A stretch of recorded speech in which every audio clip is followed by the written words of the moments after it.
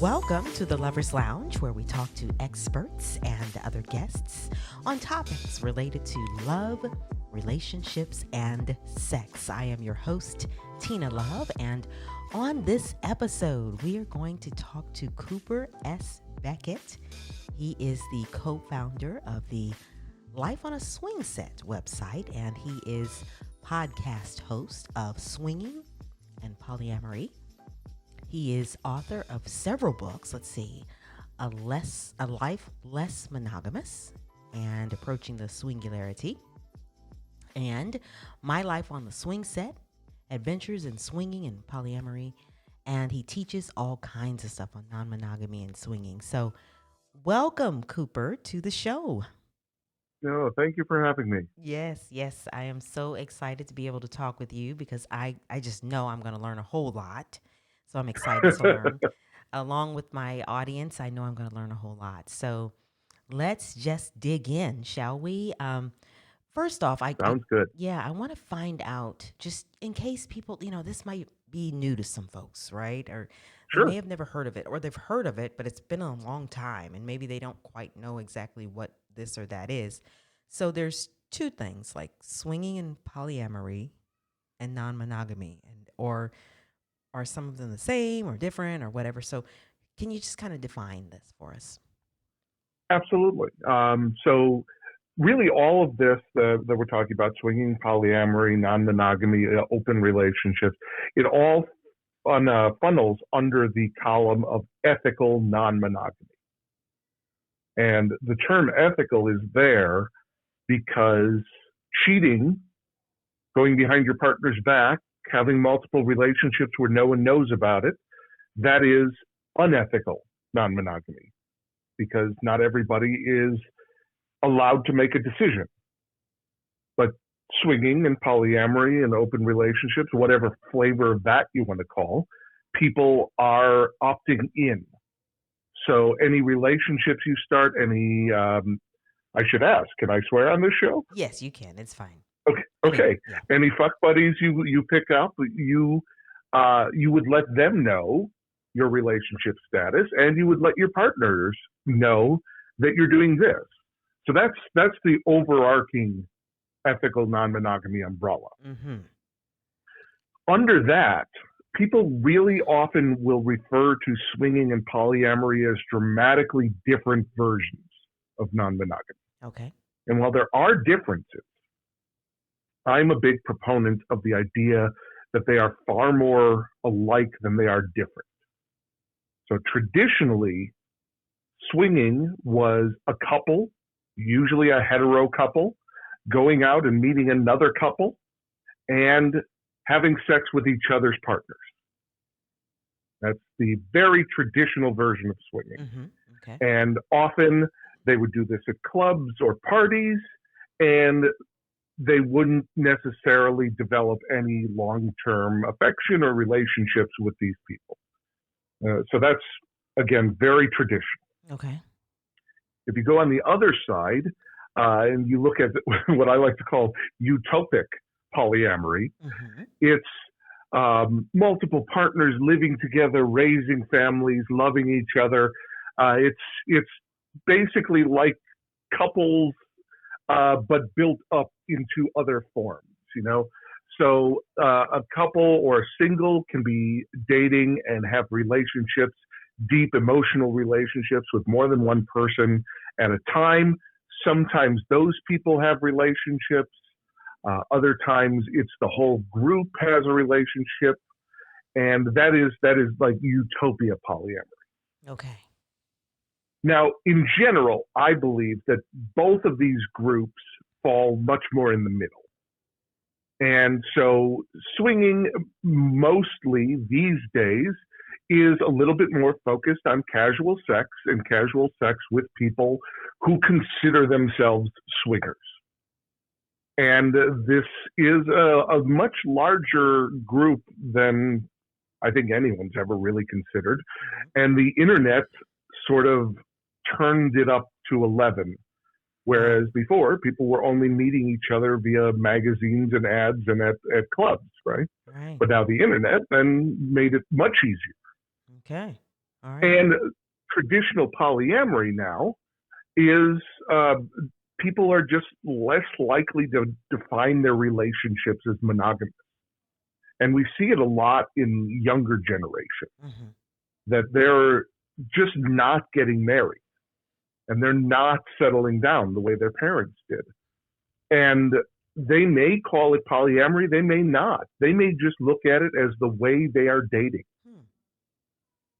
But it's a really interesting overlap. And the reason I push that they're so similar is I don't know personally any swingers who don't have long-term loving friendships with their play partners.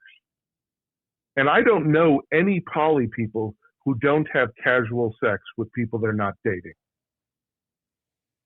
So you can see there's a lot of overlap there. Yeah, yeah. Okay. So I just filibustered you. Yeah. I hope that answers your question.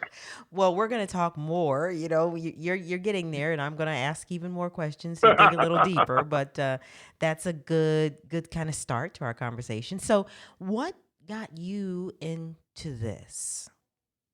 Oh, it's funny. So I'm divorced now. It was not related to non-monogamy, but my ex-wife and I, we were living the fairly traditional suburban white people track. We both finished college. We were together for multiple years. We got married. We were buying a house. We were supposed to be having children, but weren't, and about 7 years in, which is funny because they always say the 7-year itch. Mm-hmm. About 7 years in, we both sort of independently realized we wanted to fuck other people because neither of us had experience before the relationship. Okay. And like any good Midwesterners, we kept that very, very deep down inside and pretended that wasn't the case. And in our darkest moments, I finally just admitted that this is something I want. Mm.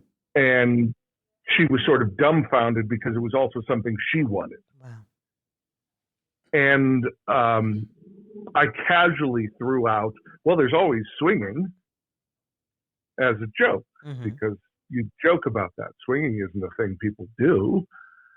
And we thought about that, and we thought, well, we were talking about the end of our relationship because we both wanted to fuck other people.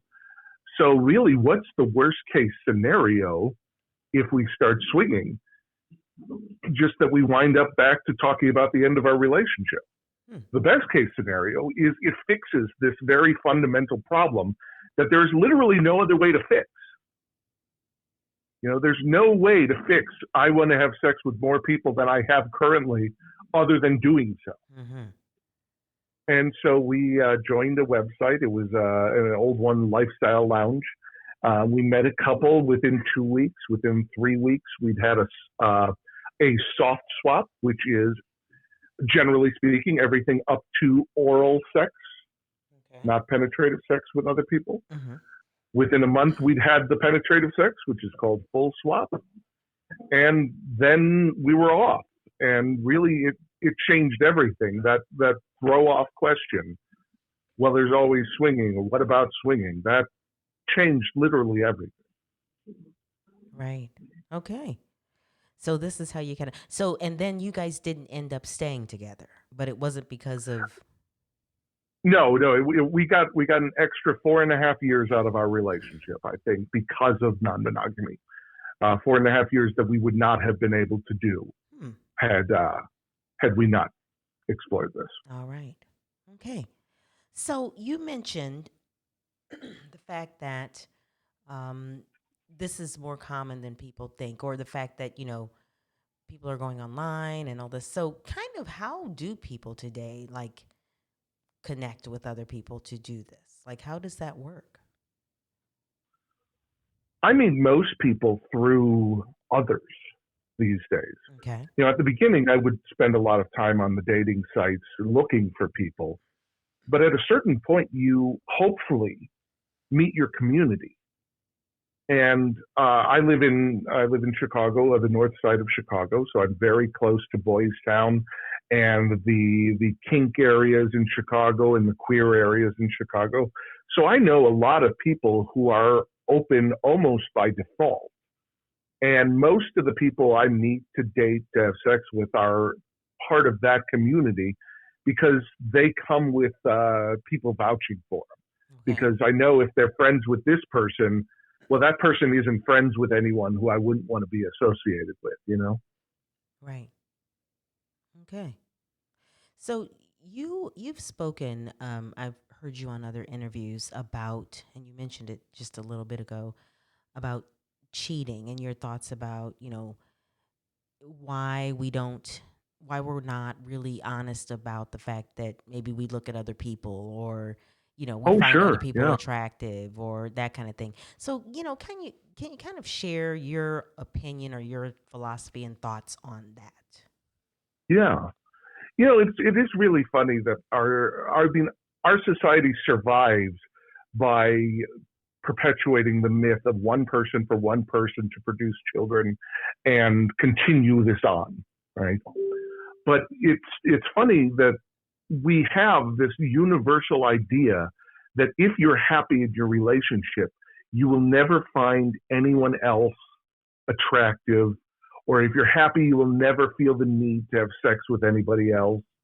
And because of that, we have a lot of people who are unhappy simply because they're being told that their relationship is less than because they do see that sexy person at the mall and have those those impure thoughts like Jimmy Carter had. Hmm. You know, and we try so hard to not have that, but we can't not have that Right. because these are our thoughts, these are our urges. If you look back historically, the primitive urges are to reproduce the species as much as possible, which is the sexual urge. We just don't want to necessarily reproduce the species. In fact, most of us don't want to continually do that. Hmm. I feel like I went off on a tangent there, so I'll bring it back around. Okay. Um, People cheat because for a lot of reasons, but mostly they cheat because they think they don't have another choice. And this is not to let cheaters off the hook. It's still an incredible betrayal to sleep around on your partner. And it can lead to other betrayals like catching an Yes. STI and then not telling your partner about it because it would be admitting to cheating, Hmm. you know? Right. But because they don't think they have any other options, they do these horrible things to their partners. Behind each other's back. And Yeah. I didn't think I had any other options. I didn't, I almost cheated on my ex. I'm glad I didn't, but that was really my wake up call that it was time to do something different. Because if you don't know that there is another way, you assume that this hetero structure, this path you're on, is the path. And until I saw that non-monogamy was a thing, it was like a myth. I'd heard about it. I'd heard tell of key parties, Right. and then making that conscious choice that this is what I want was like a huge weight lifted. And I think there's nothing wrong with monogamy at all. I don't ever want to seem like I'm anti-monogamy, Right. but I want people to be willing to make the choice to be monogamous. Right. And they can only make that choice if they know they have other choices. Hmm. And the problem is people make the monogamy choice by default. So you get couples together, one of whom may be very happy in monogamy, but may not actually be in a monogamous relationship because their partner's out going to work conventions and having sex with anyone they Affairs. can pick up at the parties, Hmm. Hmm. And that I find that really upsetting Yeah. because they don't deserve that. Right. Either side really doesn't deserve the shame that accompanies all of this. So why not just And be, yes, my thing is, so why not just be, if that's what you're going to do, then at least Be be honest honest about it. about it. Yeah, and let the other person know so that maybe they can make a choice. But you're chuckling. Sure. Yeah, but no, is that? I mean, Well, you have to be very willing to take that risk. yeah, You know, yeah, one of the things I hear most often when I'm talking to people about opening up their relationships or just opening up to a new sexual act, like I'm into bondage or something, is they can't tell their partner because their partner would never go for that. And meanwhile, their partner's saying, well, I can't tell my partner because my partner would never go for that.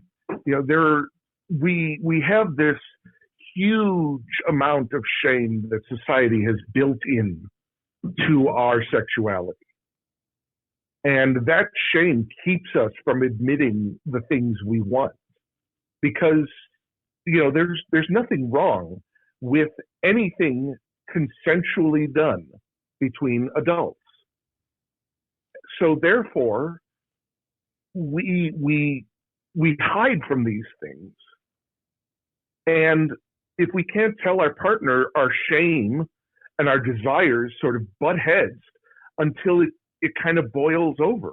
You know, there's a point where you just can't not do a thing anymore. And we cheat. And you know what? I'm also want to be very clear that cheating happens in non-monogamy. It's more. I think it's a bigger offense in non-monogamy because you're being given leeway, and all you have to do is talk. just say it. So if you're still cheating, then you have a cheating problem. Right. Because some people do have that. Some people Yeah. are compulsive cheaters, and it's not necessarily because their partner's not giving them something, you know. Right. They just can't But be honest. Yeah. yeah, exactly. And that's a whole different type of Right. person. Yeah. I'm more focused on the people who genuinely would love to be open and honest, but don't feel that they can because they've never tried. Right. And I know without question that just telling your partner instead of cheating is going to end marriages. It will. But maybe you're better off if you're non-monogamous and your partner is monogamous. Maybe you're better off finding a relationship where you can be openly who you really are. And on the same page with the other person. Yeah. I mean, Exactly. yeah, I would much rather have my partner or spouse to let me know, that this is what they want, and then I don't waste my time. If it's something that I don't want, Yeah. I'd much rather have you be honest with me and let me know that that's what's going on, rather than to drive it so far deep under, in the dark, and then me find out, anyway. So, yeah, Yeah. yeah, You can only keep secrets for so long, that's right. you know. And unfortunately, so many people, and I hear this from late in life swingers, in their 50s and 60s. They were happily married until their partner was cheating on them for the last 20 years. They just didn't know, Yeah, and they would have been open. They've had to discover a new way to be, and sometimes a divorce is what it takes to kick you off that train, that path. mm-hmm. Yeah, I mean, I'm not idealizing divorce. I right. want to make that clear. Yes, you're not encouraging that. Yes, but No, no. yeah. Stay So, together if you can, but also yes, be open. of course. Yeah, be honest. So, the common response then for people when they hear this type of lifestyle, of course, because of the Mhm. societal things that you've kind of explained earlier, people's thoughts about this. Of course, people are like, "Well, no, I don't. That's not right. Don't do this. Whatever." So, um, and you've kind of talked a little bit about why you think it is. It's just because we've been programmed, or this is the way we sort of know that this is how it's supposed to be, right? Mhm. So yeah, so that kind of is why people have the response that they have. So what Yeah, I then? think Oh, they go also ahead. have responses that because they think they have to. Right, Even if someone's curious about something, they may respond negatively when their partner brings it up because they think that's what they're supposed to be doing. right, yeah, And we do so many things because we think that's what's expected of us. right. So how does a couple really come to deciding to do Mm. this? I mean, you've talked about your, how you and your ex decided this lifestyle and everything, but how does a couple really come to deciding this?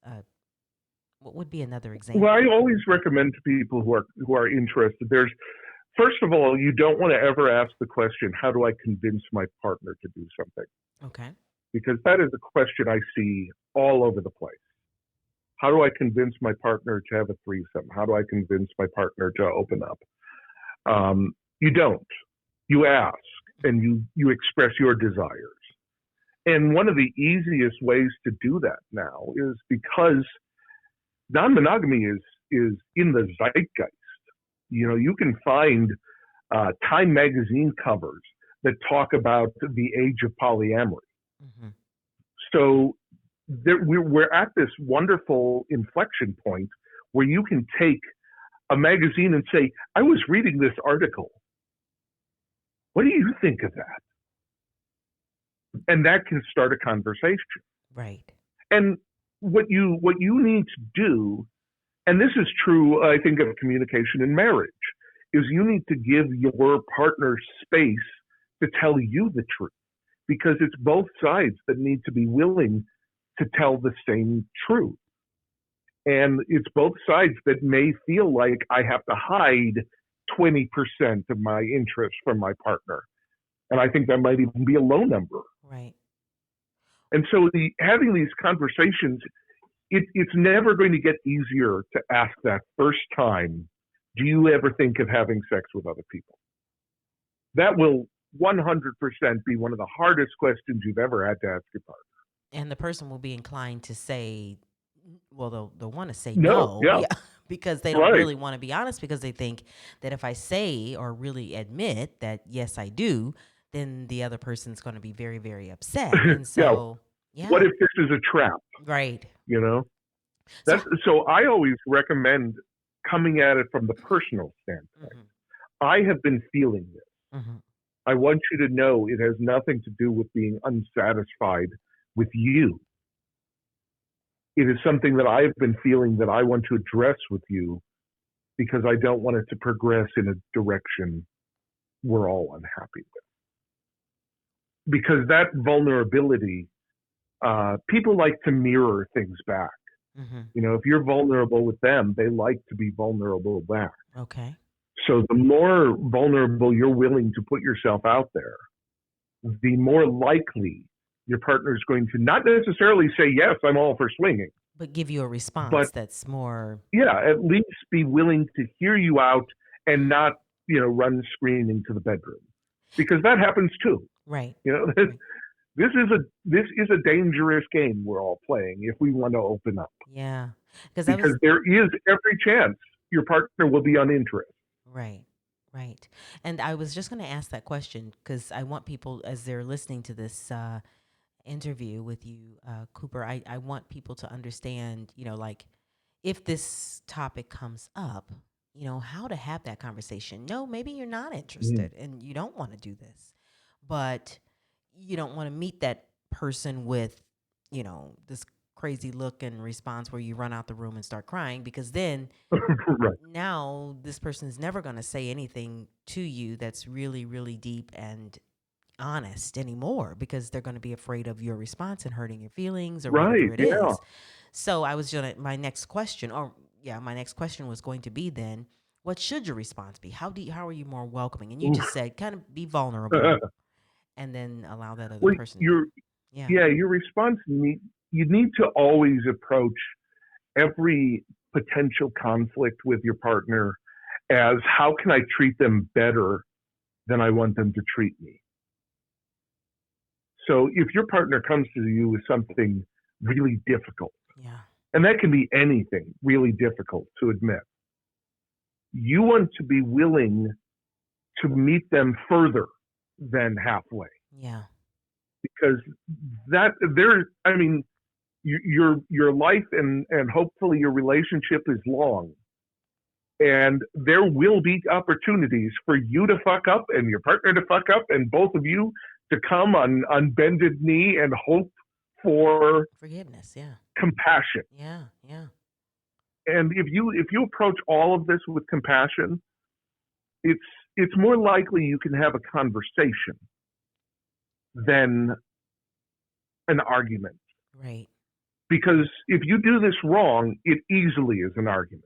Absolutely. If you do this right, you may not become a swinger, but at least you will have had a deeper, more intimate view of how you both perceive the world and your sexuality. Yep.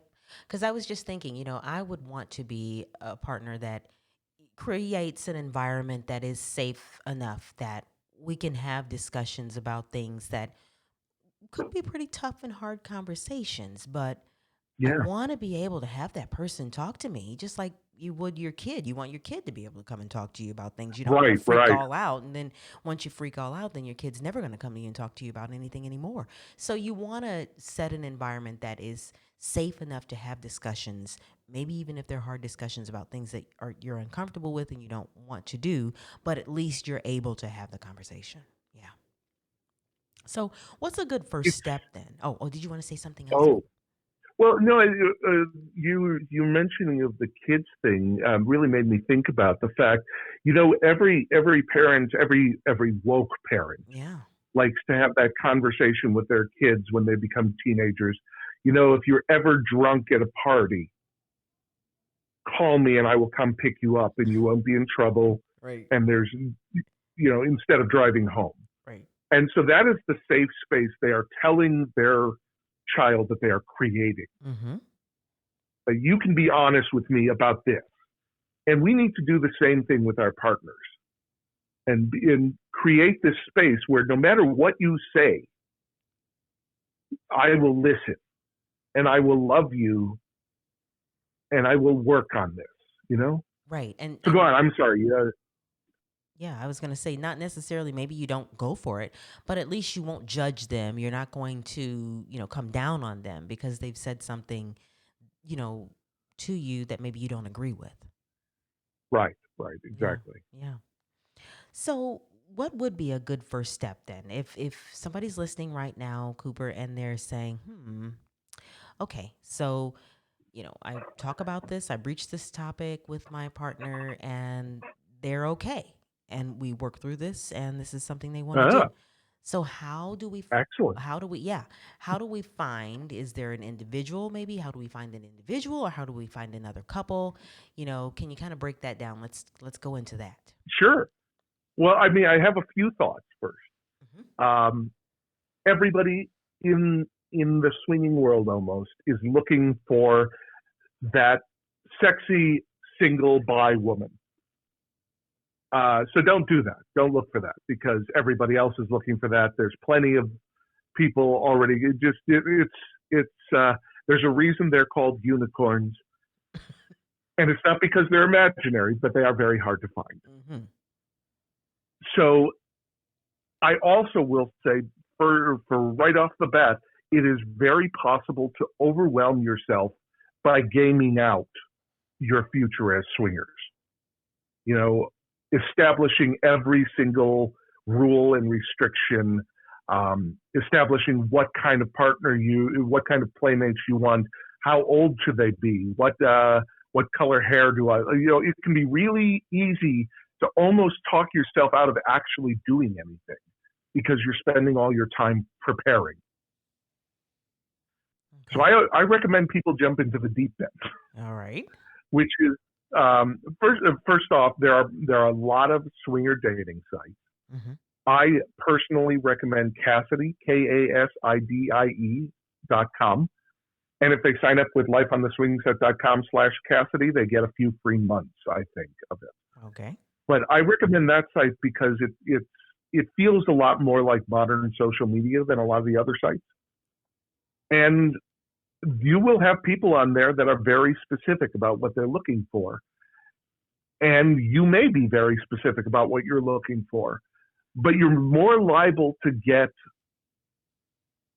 a richer experience by being open to what you're looking for. Okay. I had a very rigid age range when I started. No one 10 years older than me or 10 years younger than me. And one of my favorite swinging partners was 25 years older than me. Hmm. And I never would have taken that risk had I not, evolved into a less and less and less rigid place with what I was looking for. So putting yourself on this website, being interested in exploration, being willing to establish your own boundaries. Maybe you only want to do soft swap, and maybe you only want to do oral. Maybe you'll only participate in any play with barriers, including oral. That's how I play, because I'm a germaphobe and hypochondriac.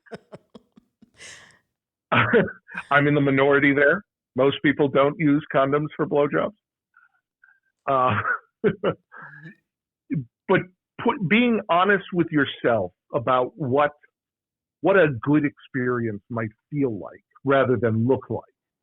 What it might feel like rather than this is the progression we're going to do. We're going to have that's important. There is no such thing as equality. Okay.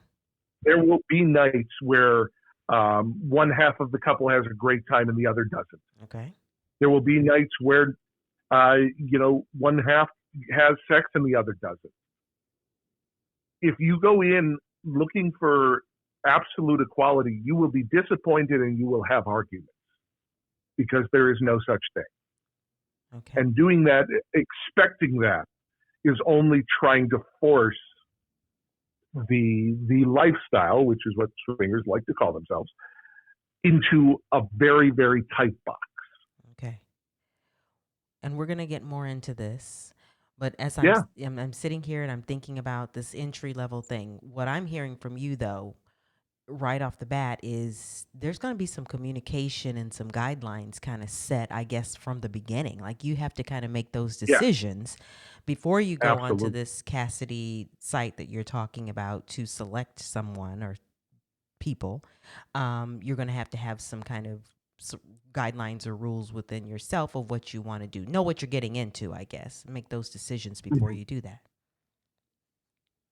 Well, it's important to be on the same page with things. Okay. If you and your partner go into a situation without having discussed anything, but you don't think we're going to have sex this time, because why would we rush right to that? But then your partner doesn't know and they're having sex suddenly and, oh my God, it's the biggest deal ever because we didn't talk about this and now I don't know how I feel about this. Because I'll tell you, nothing can prepare you for the first time you see your partner going down on someone. Okay. Nothing. It is just a discordant thing because we never expect to see it from that point of view. Oh God. Yeah.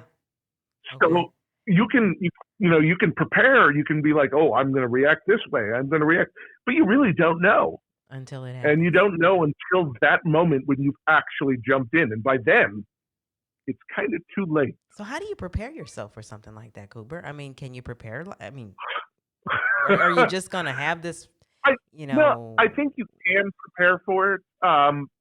But you also, this is where it comes down to having compassion and empathy again.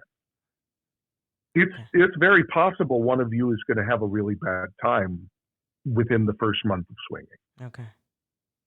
All right. And if you don't have that compassion and empathy for your partner to help them through that, then you will fail at swinging. Okay. And the other thing is, it's very possible that you will fuck up really badly. And you also have to be willing to forgive, because both of you will fuck up really badly and break a regular rule or an unspoken rule, a boundary. It happens. Okay. Okay, go on. I was going to say, we're going to get into some of those rules and those landmines and things that you can step on that you didn't know you were going to step on. Yeah. I want to go into that. But before we do, like we were sitting here talking about the Cassidy side and making a selection. And so you make a selection. And so, do you go and how do you get to know this person? Do you go and have dinner together? I mean, and then when you do that, how is both of you guys gonna know? Okay, are we interested? Can we continue this Oh yeah, conversation? Yeah, insider how do tip. you do? Yeah, how do you do this? Yeah, before we start Okay, talking about the so landmines. Yeah, how do you do that? okay, few secrets here. Okay, Okay, I love getting dinner and drinks with people before new people that I have never met before we get anywhere near sex. And the four-way connection is difficult because it'll often happen where you're interested in this person, but your partner is not interested in this person. And that can be, okay, well, I guess we're all going to go home tonight and not do anything, because we don't have that four-way connection. But what I always recommend to people is if you're sitting next to your partner, this is what my partner and I used to do. If I like uh, the couple and I'm interested in having sex with one or both of them because I am queer, I will squeeze my partner's knee at some point in the conversation. okay, And then all I need from them is a knee squeeze back. And if okay. I don't get it, she's not interested. So this is something that you determine before you go to this outing to Yes, meet these people. yes. Wink your eye, scratch your ear, whatever. You decide what your thing's going to be, and then you both know. And so then in the middle of this discussion, or maybe a half an hour, 45 minutes in, you do this. Yeah. Okay. And To kind of then see. you can then once you have that, then you make that the most stressful part for me is then you make that move of, hey, would you both like to come back to our place? And in swingerdom, that is sort of code for let's go fuck. Okay.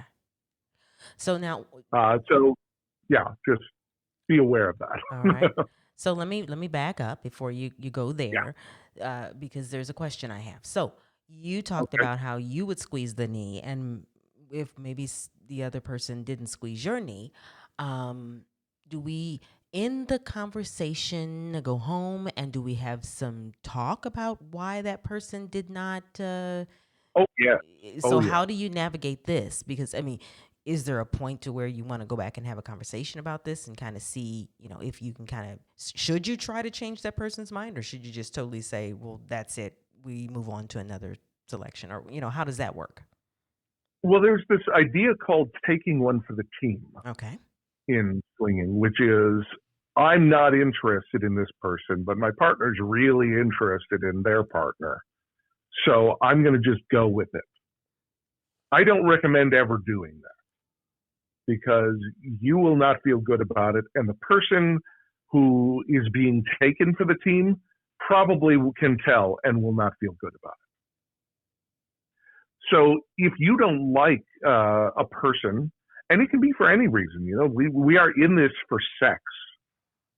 So if you're not attracted to someone, you're not attracted to them. That's just it, you know.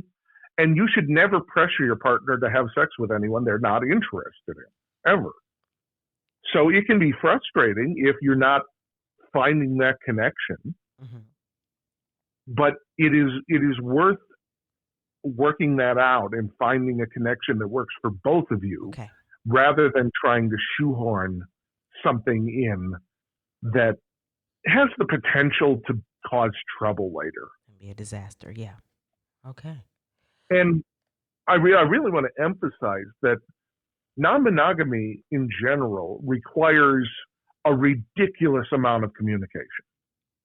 You need to be willing to say things that you used to keep in your head without sharing. And you will very quickly either sink or swim when it comes to communication. Right. And you want to do your best to swim because you want to share early and often. You want to be very open and clear because the more information I have from my partner about what they're looking for, the better equipped I am to find us a couple to play with. Okay. So, And we want everybody to have a good time and be happy. yeah. So, That's the whole Cooper, point. one thing I'm noticing just in my work here with the Lovers Lounge podcast is that Mm. Communication comes up a lot with a lot of my interviews. Yes, But yes, it's the one thing, Cooper, that we really don't get a lot of instruction on how to do in school, or no, you don't really learn. It's kind of like you kind of learn this by just kind of happenstance. And either you're good at it or you're not good at it. And especially when it comes to topics like this, sometimes it can be even more difficult for people. yeah, So that's just an aside. I mean, that's one thing that I've just kind of noticed in a lot of these discussions about love, relationships, and sex. Communication is just so very important. It's at the root of all of it. And it is. yeah, it really is. And talking about And sinking or swimming, yeah. I always like to make it clear that I'm not an expert at communication. I still hide my true emotions sometimes. I still am shy and embarrassed about things I'm interested in. We all are. And the more you talk about stuff, the easier it gets, the better you get at communicating. And the coolest thing is learning to communicate in swinging, learning to communicate in non-monogamy. It has applications in the real world because you becoming a better communicator means you're a better communicator at work because you're more willing to communicate. Yeah. Then, and it is so important in all facets of relationships because anytime you're dealing with something more than the single you, communication is important because that's how you discover what you need to do. Right. And as you increase the complexity, especially you start looking at the constellations of relationships in polyamory, you need to be like black belt communicator at that point. Yeah. Because if you're not up to it, and everybody can get up to it, if you're not up to it, you are going to fall apart. It is not easy to be bad at communication in non-monogamy. Right. Yeah. So, speaking of falling apart and making Yes, some bad choices or, stepping on landmines and, uh-oh, oops, this is not going so well. Can you kind of share some experiences that you've had that have really taught you some valuable lessons, or just kind of help the listeners out there that are listening to sure. this and they're interested, they want to take this step. They've heard a lot to try to get them prepared in doing this, but now what are some of the things that can go wrong that they ought to be? Well, especially in the beginning, you're really presented with something you've never been presented with before, which is a type of freedom of sexual expression that we don't allow in our society. And so having that, it is really, really easy to get sex brain, which is I'm at a party and oh my God, all these attractive people and some of them want to have sex with me. And oh, I've forgotten about everything else, including my partner, and I'm just having a great time. And oh, look, my partner's sitting over there in the corner and hasn't had any fun all night because they're shy and I've had all the fun. Okay. And that's not necessarily a my fault thing, but you need to be your partner's cheerleader as they need to be your cheerleader. You're like walking into a date with your very own wingman. And that's what's really cool about dating in swinging is you're never going to go home alone. And you have each other's back and you're basically sitting there telling people how awesome your partner is. Okay. But that said, it is really easy to fuck that up. And it is really easy to prioritize your own interests. And if your partner screws up one night, it's really easy to feel like, well, I should be able to be selfish now and do this. And, it's you're going back and forth in this, and it's easy to have it get to a boiling point. Like most swingers I know have had a drunken condomless sex moment. Okay. And that's big, right? Especially if anything comes from that, like a sexually transmitted infection, or what I consider the most severe sexually transmitted infection, a baby, you need to be able to talk. You need to be able to communicate and have your rules and your boundaries and your interests, and be able to get past speed bumps. Because, it's like when you're playing, I'm wandering into an area that I'm not familiar with. It's like when you're playing high school baseball versus Major League Baseball. You are learning the same skills, but if you do something wrong in high school, it's not nearly as bad as if you do something wrong in Major League. Okay, yeah. And there's so much more being thrown at you up here. And that's the thing about non-monogamy, is it's not better than monogamy, it's just bigger. Mm-hmm. So you're exponentially increasing the chances that you're going to say the wrong thing to the wrong person, or push a relationship that used to be a friendship to become a sexual one and fuck up a friendship, or you're going to hit on someone's partner accidentally who's monogamous, and that's going to get fucked up. Right. Or you're going to really, really, really want to be with this one person that your partner doesn't like for whatever reason, and you're going to feel like you need to do it even though your partner doesn't want you to. Uh-oh. So you can see all these ways that it would be really easy to screw up. Okay. Right. Yes. Okay. And communication can help with that. And being empathetic and sympathetic and compassionate will help you get through this. Because really, you're plowing through some barriers at the beginning. And it can be really rough for a little while. Luckily, you have the excitement of swinging, which is a new thing, and you're having sex with people, and ooh. So you kind of get distracted from the barriers you're plowing through and the tough growth, the new muscle you're developing. And there's this thing called compersion. And compersion is often glibly referred to as the opposite of jealousy. That's where but it's not really next. that. Yeah. Yeah. It's more like I believe compersion is any time I look at my partner having a good time or being happy that doesn't involve me, and I'm happy about it.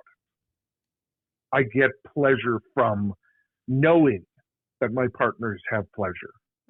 And that can be sexual pleasure. That can be just got a raise. That can be have tickets for Hamilton, but not enough for you. You can be really, really happy for them.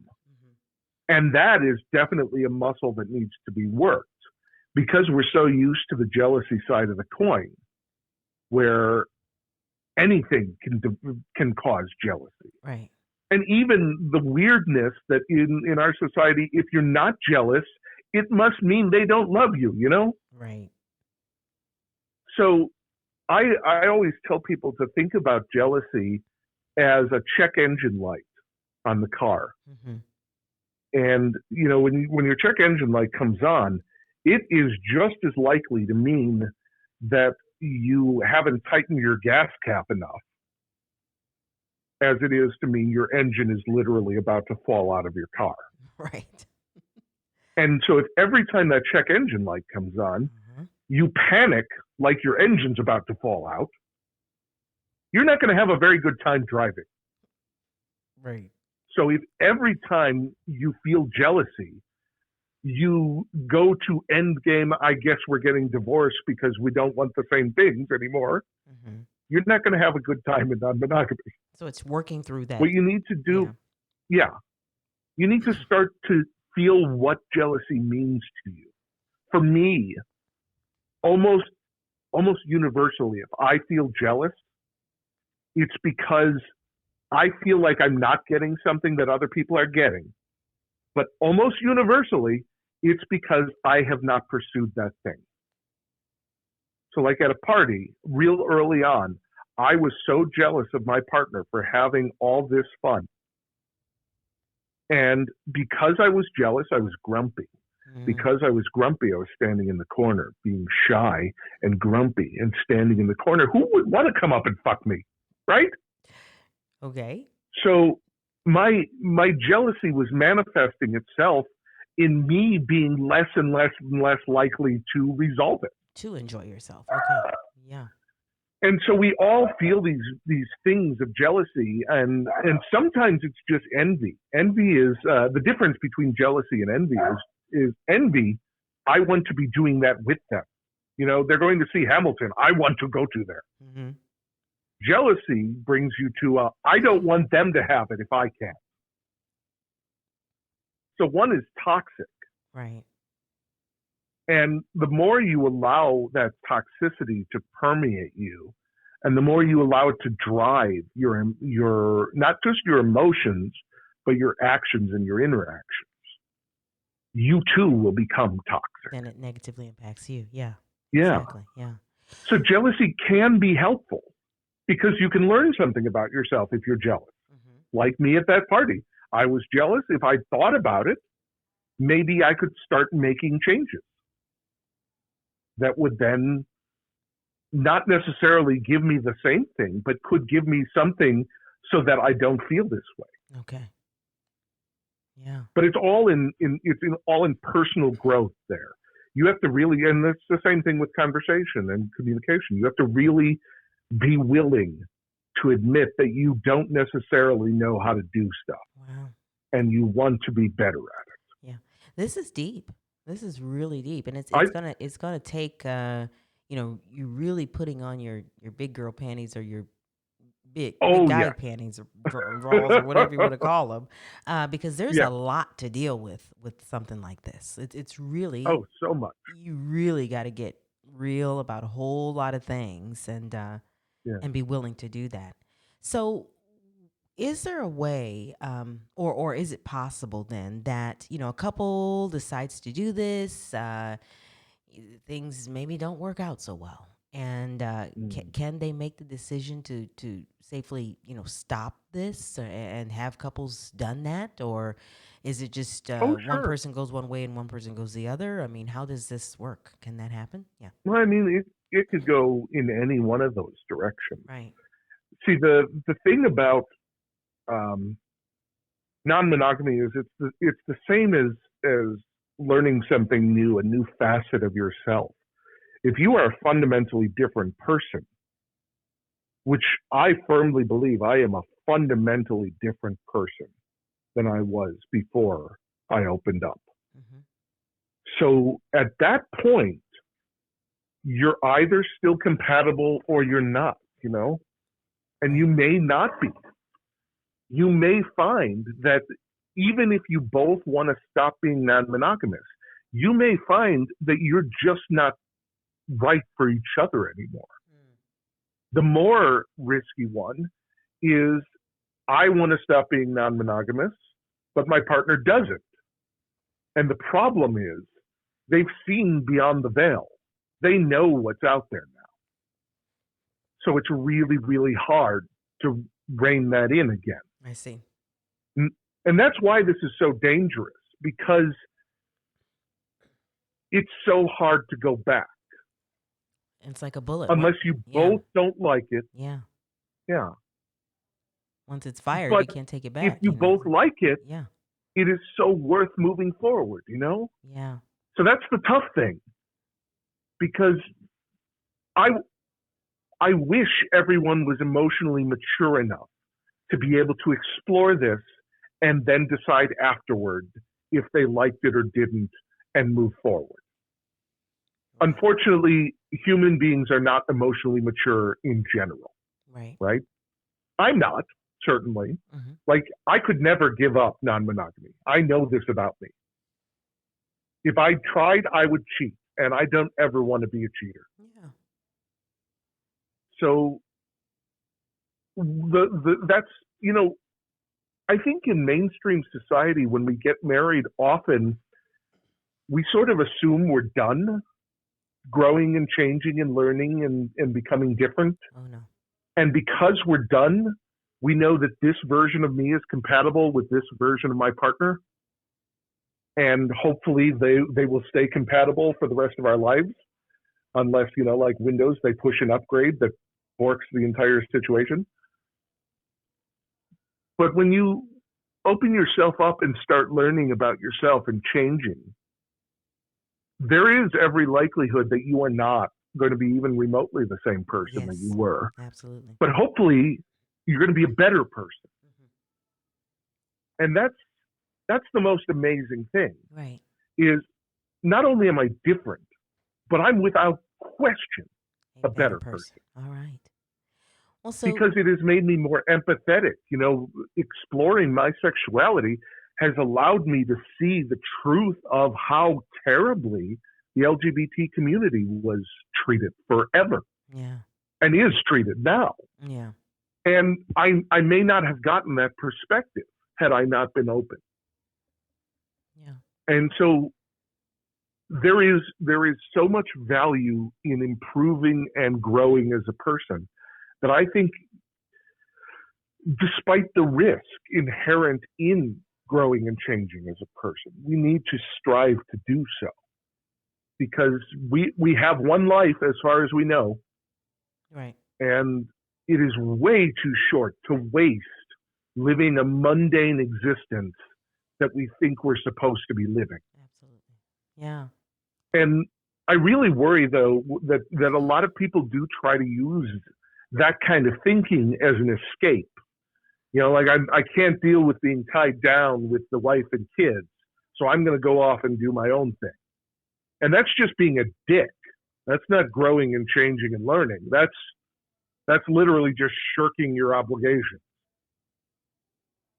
Right. But at the same time, if you are growing and changing and learning, and it's not just, I learned I want to have sex with other people, because that's not learning about yourself, then you can also decide as a couple what the end looks like, or what the end doesn't look like. No relationship needs to ascribe to a script. You can be in they call it monopoly relationships, is a monopoly relationship.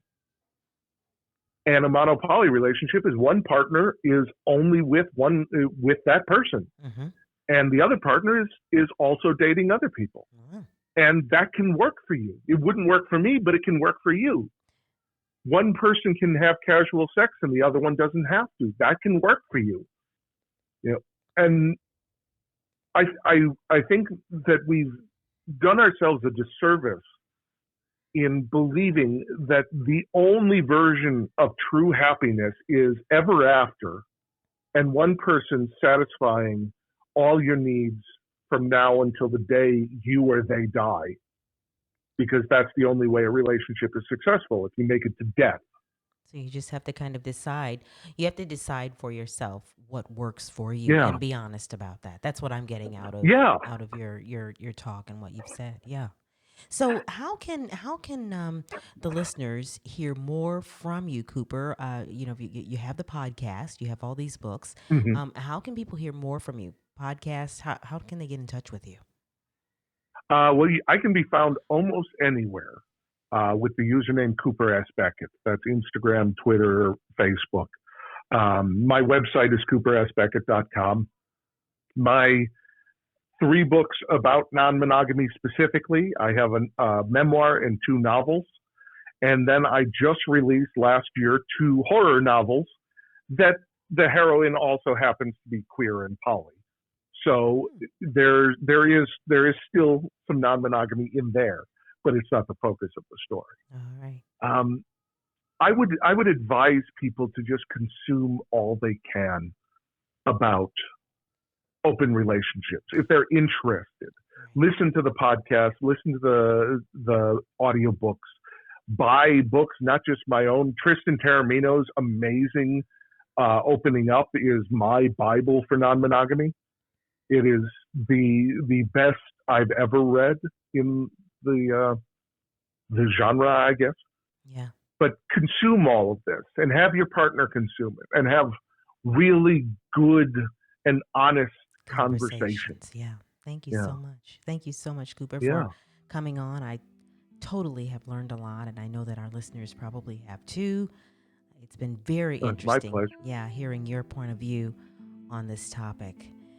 Well, this has been the Lover's Lounge, a place where we talk to experts and other guests on topics related to love, relationships, and sex. I am your host, Tina Love, and so until next time, peace, and of course, love.